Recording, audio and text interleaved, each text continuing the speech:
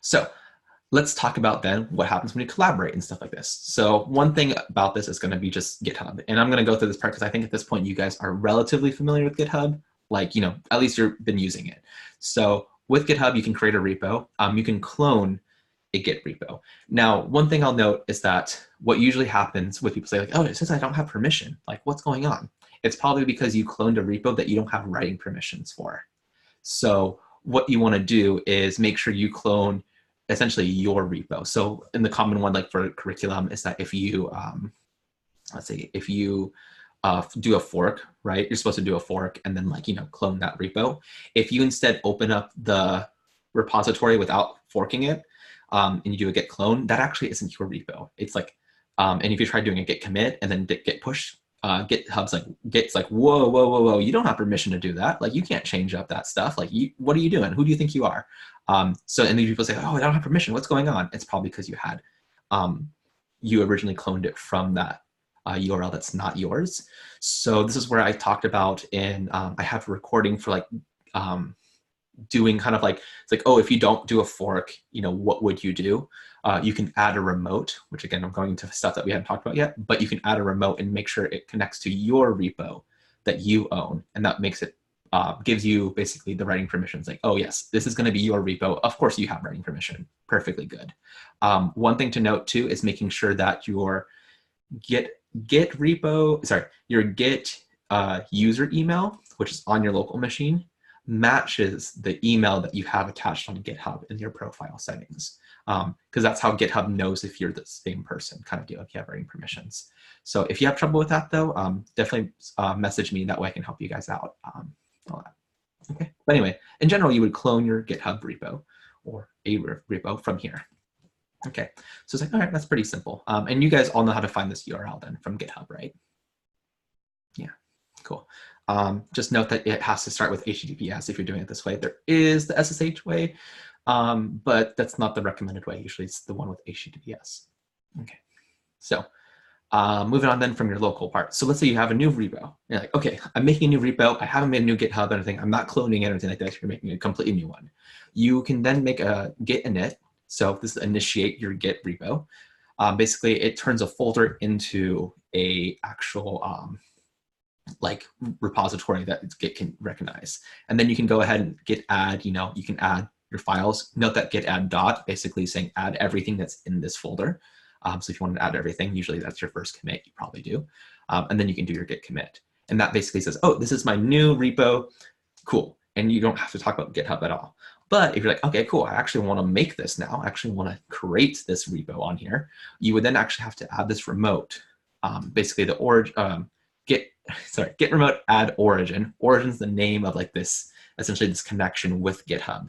And that's the URL of this repo. And then you would actually push this origin, you would do a git push. And normally you would just do git push without any extra things. But for the very first time, we have to do something called setting up the upstream, which is this -u. And this -u basically says, hey, I'm going to make that connection from my repo right here to GitHub. And so that's why we see this origin master. This master right here is basically the branch name itself. Okay, and note that the default branch in Git is master. So this basically says, hey, git push origin, which is kind of like your remote, basically your connection to GitHub or whatever, you know, remote repository you have, and then push the master, meaning the master branch. Okay, so that's kind of like what this looks like. So I'm kind of looking at how much time we have, about 9 minutes. So would you guys like to see what this process looks like? Would that be helpful? Give me a thumbs up if you would like to see this process. Cool, I see mostly thumbs up, some head nods. Okay, cool. So we'll kind of make a little fake, you know, scenario. So let me go back to my little terminal here. Note that I'm already in a repo. So I'm actually gonna go out of this repo and I'm gonna make a new one. So I'm gonna make a new directory. I'll call this test repo, okay? And so cd into test repo, oops. And cool. So if you look now, if I do pwd, you'll see that's where my source is right here. To double check that this is not already a repo, I do git status, and this will give me an error. And sure enough, it's not a repository. Awesome. It's not, it means it's fresh. It's a version directory, hasn't been touched by anyone. It's whatever I want it to do, right? So now I can do git init, which basically will initiate now as my repo. And it says, hey, initialize an empty Git repository. It's like, oh, cool, awesome. So now if I actually do ls, you can see there's nothing in there. Note that when I do make a new Git repo, there's actually a secret folder called .git. So we might talk about this in the future. This is actually the reason why, if you guys are all trying to make like repos within repos, this is your culprit of like why it doesn't like that. And maybe we can talk about that. Maybe even on Friday Fields or something, but I won't go into details. But anyway, it makes a new .git. Basically, this is going to be your history and stuff like this. Do not touch this folder unless you know exactly what you're doing. This basically is your history of like what's been changed. So now if I do git status, since I did it initiate, you'll see, hey, it actually didn't give me an error. It says, hey, no commits yet. Cool. If I do git log, hey, nothing there. Well, okay, that makes sense because there's nothing in there, right? So it's like giving fail, hey, your current branch master does not have any commits yet. Can't do log. So all right, now I want to actually do something. So I'll just do touch. I'll do a readme.md. So then if I do ls, oops, you can see there's actually a folder there. If I do git status, we should see that there is readme, but it has not been added to my staging area. So how do we add this readme.md to my my staging area? Let's go ahead and add file name. Yeah, so I do git add, remember the git part. So git add readme, it's the file name. So cool, so now if I do git status, we can see, hey, we added the file to this, we added the file to the staging area. So note now if I actually make a new file, let's say new file, you'll see if I do ls, you see both of them are in there, but if I do git status, only the readme will be in my staging area. The new file hasn't been added yet. So in this case, I'm just gonna add readme into my actual commit history. So I do git commit, and I'll just do the message right here, and I'll just say feature new readme file. Okay. And some people like first commit or whatever, it doesn't really matter. Okay, so git commit, and you'll see now if I do git status, you will see that there is nothing in my staged area. You can see, well, you can see new files in my working directory, but nothing in my staged area. And if I do git log, you can see now, hey, it actually exists. Cool. Oops, clear, there we go. All right, so now we have to connect it to GitHub. So note that I cannot just simply do git push because there's nothing to push to, doesn't know what to do. So we have to do, actually tries to help you out, say, hey, you want to do a Git Remote Add. So what we're gonna do here, we're actually gonna make first a new repo in GitHub. So let me go ahead and go into GitHub. So this is my profile. And I think I showed this last time, but or on the recording from using Git and stuff like this. I'm going to use a new repository like this. And it's like, okay, cool. I'm just going to name it, I don't know. It doesn't really, note that the name of the repository and the name of my folder doesn't have to match, but it's helpful usually. So I'll just put test. Okay, you can put a description. I'm going to keep it public. I'm not going to initialize anything because I already have stuff in there. So if you already have things in your Git repository, you don't want to add any new stuff because then you get some weird funkiness. So I'm just going to do, okay, cool, test, create repository, and then you'll see this new empty repository, and it gives you even directions like how to do stuff. But we already know what we're doing, so we're going to move on from this. So the part that we actually haven't done yet is this guy right here, Git Remote Add Origin. And note this is the URL that I'm talking about. So note that this should be https.git, like the whole thing, and then ends with .git. If you do the SSH, you'll see that it looks something a little bit different. Don't use this unless you know what you're doing. So I'm going to go copy this guy. And now what I'm going to do, I'm going to go back to my terminal, and I'm going to do a git remote. Oops. Git remote add, and then origin. So this is kind of like the standard name of like what you call it, right? And then I'm going to have the actual name of the repository, or the URL to the repository. If I do this now, hey, okay. To double check that it worked, we can do git remote.v, which will say the .v basically just going to list off like what remotes you have, and you can see, hey, origin actually added here. Cool. So now if I want to do git push, actually we'll likely want to do the -u origin master, and this will set up the upstream. And note that this master is the name of the branch. Again, we haven't talked about branches yet. Maybe we have to talk about it in the future. But basically, this is kind of like the default name. I think you can actually just put this. Yeah, well, I'm gonna show you the right way, like the explicit way. Git push -u origin master, and this will now push everything up. So note that I connected it, nothing changed here. There's still no commits on here. So now if I do git push -u origin master, it will now kind of show you a little bit. It's connecting to the internet. It's pushing up my change. It's like, hey, you made a change here. Now if I go here and refresh, cross your fingers. Hey, check that out. I actually have my little commit as well as like my commit history and everything like that. Cool. And if I actually check out my Git log, you can actually see I have my head master, but I also have my origin master. So that means my origin master basically is the thing that I'm connected to up there.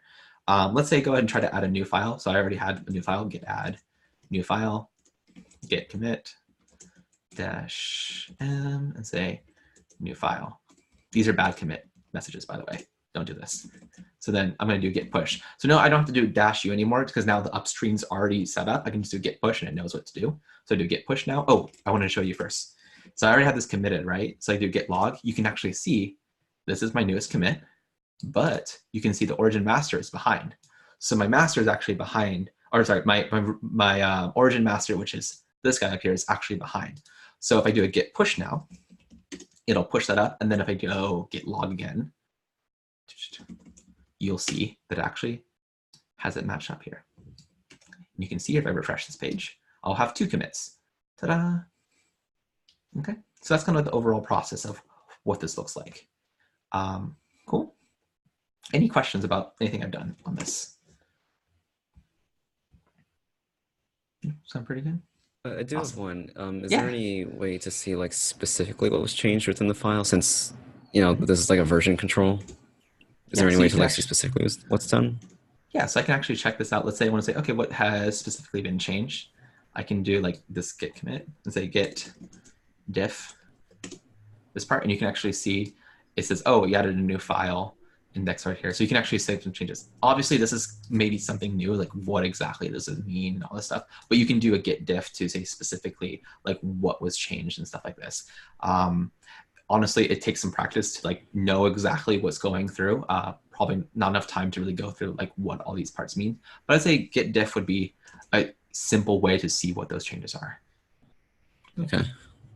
You can also do a git diff between different commits. So I only have 2 commits here, so it's not really the best example, but you can actually compare this commit with a previous commit and kind of see what the difference is. Okay, and you can see here all these changes. Okay, cool. And then I think there was someone unmuted their mic too. I'm running a little late, but that's okay. Any other I think questions? that was me. I was going to ask a question. So, so if I'm working in Jupyter, writing something, do I then go over to the terminal and add and push and all of that? So, or to the bash?